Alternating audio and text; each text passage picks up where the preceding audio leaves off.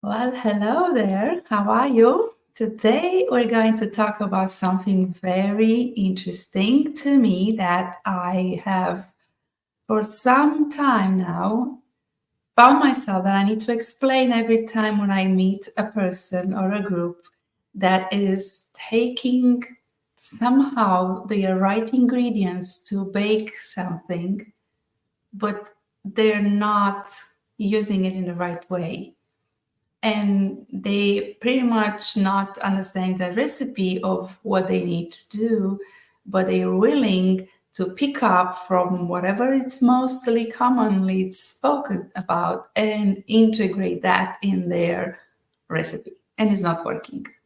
So let me tell you what I mean. I wanted to think about the difference that exists between conversations, having conversations, and communications. You see, most of the organizations are focusing on having those communication. They hire someone who is specialized in that. And if they want to create a change, they want to take a group of people to a different place, they are actually going to focus on that communication. When they do that, they forget that actually is a conversation that matters the most. Because if you want to create a change and if you want to allow people to create together more cohesiveness in their team, or to let them understand more about what happens in that organization, you got to let them, force them in a way, put them into a scenario where they are forced to have more conversations. And communication, it's more of a one-way street. It's what it delivers as you can have a monologue, but you cannot have a conversation. Right now, it's hard for me to have a conversation because you're not with me in that conversation. I see that somebody's writing something, so they converse back to me, but it's not the same as we can see each other and we can talk and we can gain that trust while we are together and elevate our conversation from the level 1 to the level 3.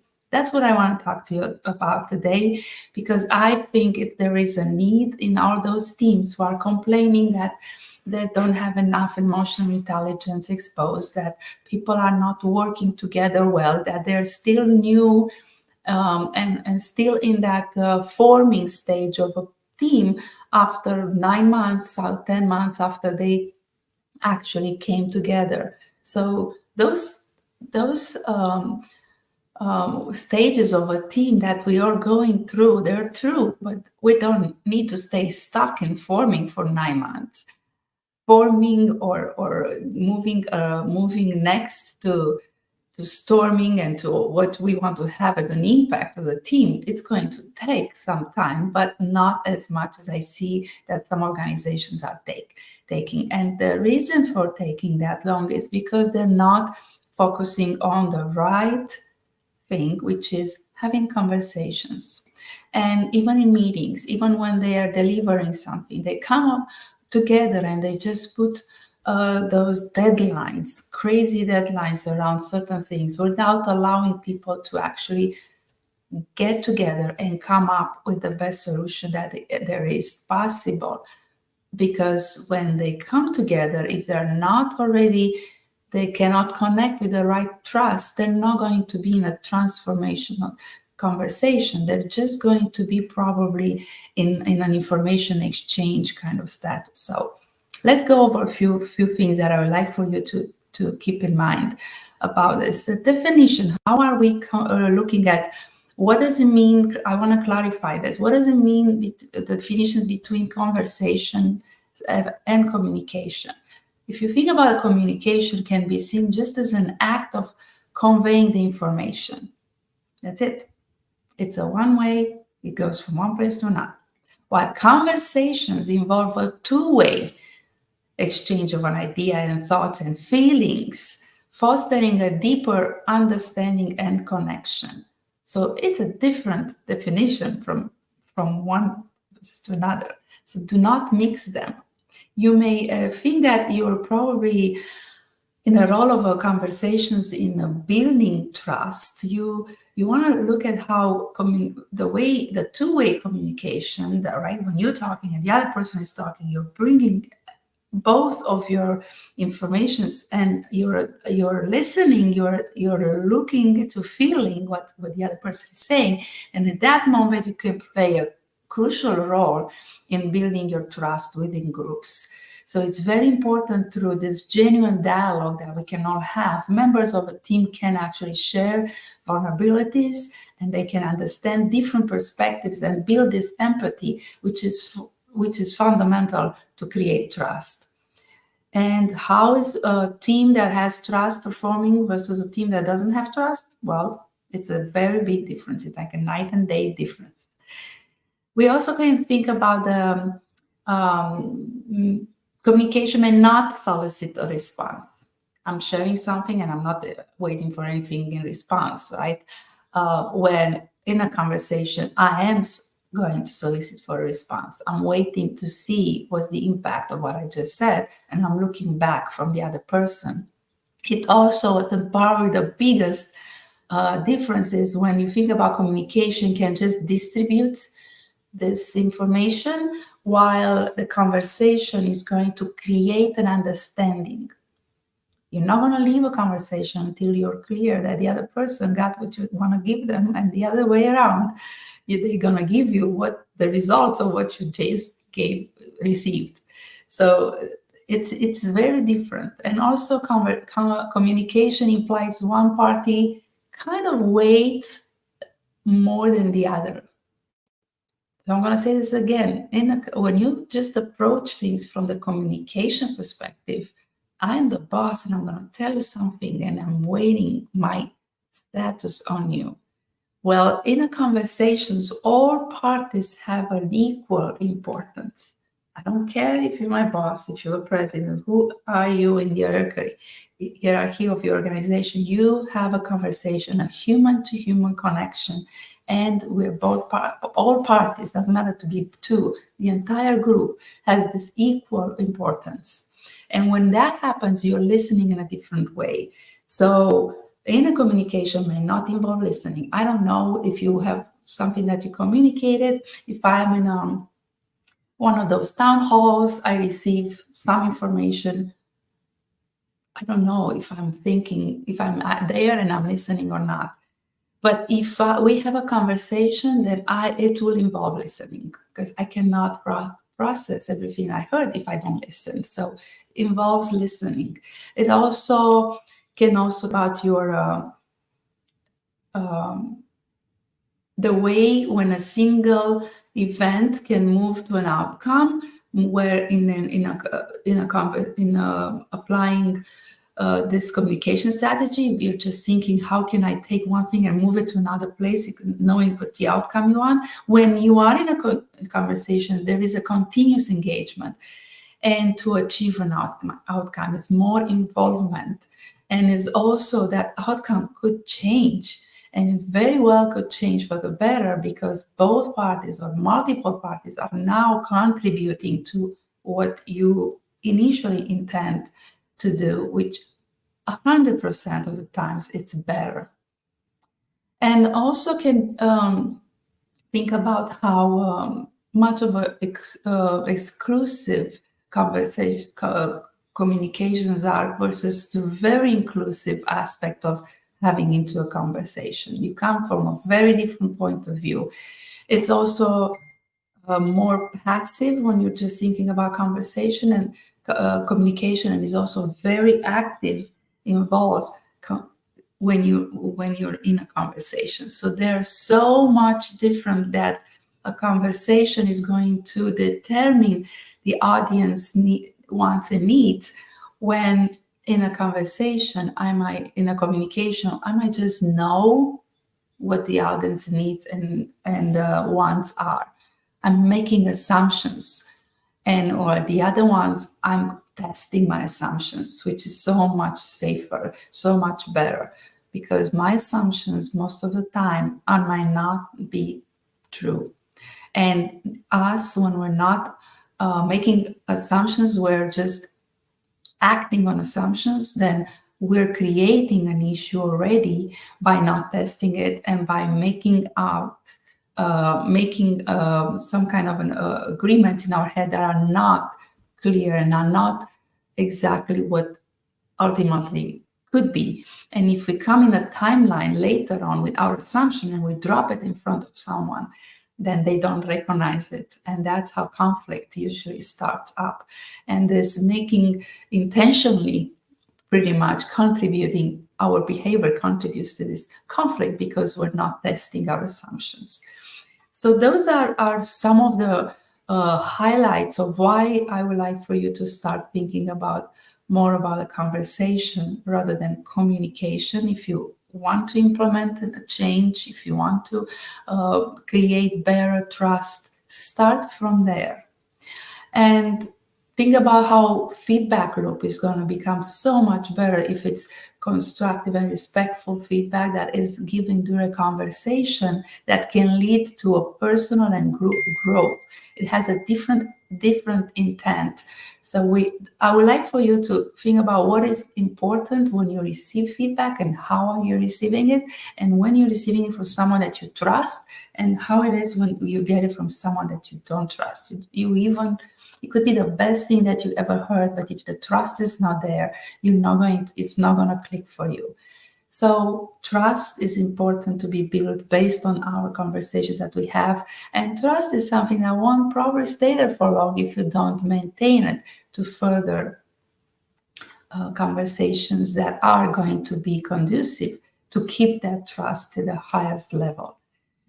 You could also think about those 3 levels that I would like for you to know that when you're in a conversation, it could be either in a transactional conversation when the primary objective of that is just to exchange the information efficiently. That's all. I would like to give you some information and I'm just pulling a little bit out of it. It's focused on facts and data exchange. It's not, doesn't have it has probably very little or not so much personal emotion and vulnerability involved, and often includes probably that our daily interactions. That's what is happening pretty much every day. We're scheduling meetings, discussing all kinds of tasks, bouncing ideas. But if you would like to be in this level 1, you want to stay more, be effective with those strategies, some strategies to be effective when you are in this level 1 conversation, you are looking to be clear and concise. You're looking to ensure understanding and prevent miscommunications. You may want to check if you were heard, and you use some appropriate channels. Could be emailing or documentation, or even phone calls or face-to-face.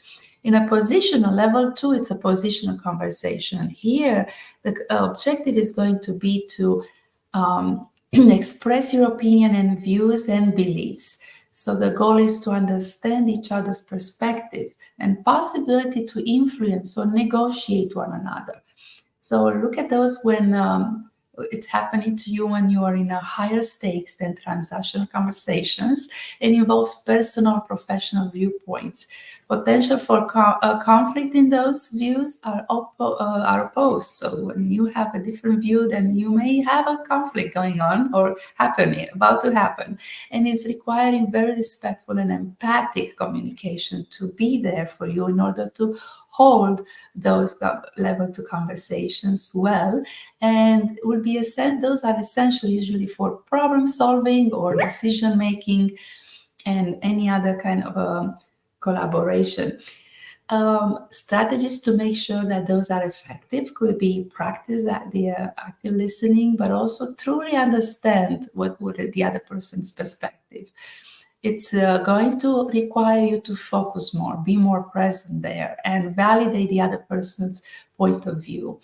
And even when you disagree, you want to make sure you stay and you validate it. And then you look back to test why that is happening and how can you both either influence each other or negotiate. Those would be using, one of the strategies could be for you to use more of an I statement to express your views without diminishing or attacking others. Now in level 3, it's going to be where it's my preferred place to be with someone in a conversation, because it's a transformational conversation. From here, I am getting to create deep connections, and I'm fostering significant change or growth. Those conversations are about to explore multiple possibilities and generating ideas and facilitate personal or collective transformation. Those are the ones that were coming out, and when involves the highest level of trust, vulnerability, and openness. I like to be, and I know almost now when I'm in a conversation with someone who is super open or not. So encouraging those sharing personal stories could be another feature of those level 3, and a conversation also feeling and aspirations. Sharing your aspirations is going to be probably part of that. Those can lead to breakthroughs in thinking, and that's what I prefer, because if you're looking for impacting your organization from innovation and co-creation, this is when it's going to happen. The profound learning and even strengthened relationships are happening in this level of conversation. If you can hold it for someone, they will come into this space and great things can happen. As a strategist for effectiveness for this, I will say to establish a safe and trust environment where all the participants feel comfortable to share their openly. You want to make sure you have those agreements for your team that we very clearly created and respected by everyone. You also want to encourage the curiosity and open-ended questions, and to explore those ideas beyond what their surface level. Here, you'll be willing to share your own vulnerability and also experiences that as a way to deepen your connections or deepen connections and understanding with others. So those would be the 3 levels that I would love for you to consider and think about where you are, where you stay most of the time, how you spend most of your days. Because if you can never reach the level 3 conversations, you will not have a satisfaction that you can trust and you can be with someone, that you can open yourself so much to somebody else. And that is a great and scary for some people thing to do, but is also super amazing when you're able to experience that. And I think we want to foster a culture that embraces those levels of conversations in our organization, especially in those professional settings, because training and practice and communication skills, those and emotional intelligence could help us with conflict resolution and can be incredibly beneficial.